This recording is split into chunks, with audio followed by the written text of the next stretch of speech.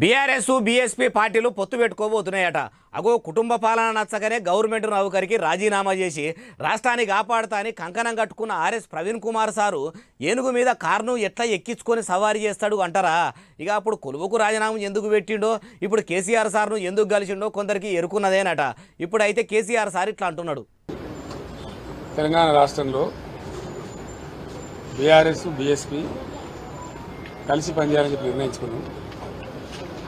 సిద్ధాంతపరంగా అనేక విషయాలలో సామీప్యత ఉంది. అధికారంలో ఉన్నప్పుడు ఆర్ఎస్ ప్రవీణ్ కుమార్ పేరింటేనే అగ్గి మీద గుగ్గిలం అన్నట్టు నిప్పులు గక్కే కేసీఆర్ సారు ఇప్పుడు ఇట్లా అనుడు చూస్తేనే ఆశ్చర్యం అనిపిస్తున్నది కదా.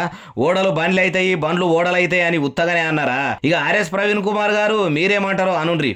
ఈ బీజేపీ నుంచి తర్వాత మరి ఈ మధ్యనే కాంగ్రెస్ కూడా మరి బీజేపీ లాగానే మారుతూ ఉన్నది. ఈ రెండు పార్టీల నుంచి ముప్పు నుండి మరి తెలంగాణను కాపాడడం కోసం మరి మేము అంటే బహుజన్ సమాజ్ పార్టీ మరి భారతీయ రాష్ట్ర సమితితో కలిపి మరి పార్లమెంట్ ఎలక్షన్లలో కలిసి పనిచేయాలని ఇప్పుడే మరి పెద్దలు గౌరవనీయులు కేసీఆర్ గారి దగ్గర మరి మాట్లాడడం జరిగింది. తెలంగాణలో బీజేపీ కాంగ్రెస్ తోని బీభత్సమైన ప్రమాదం పొంచి ఉన్నదట. ప్రజలను ఆ ప్రమాదం నుంచి బయట పడేయాలంటే బీఆర్ఎస్ బీఎస్పీతోనే సాధ్యమవుతుందని మీటింగ్ లో మాట్లాడిరట.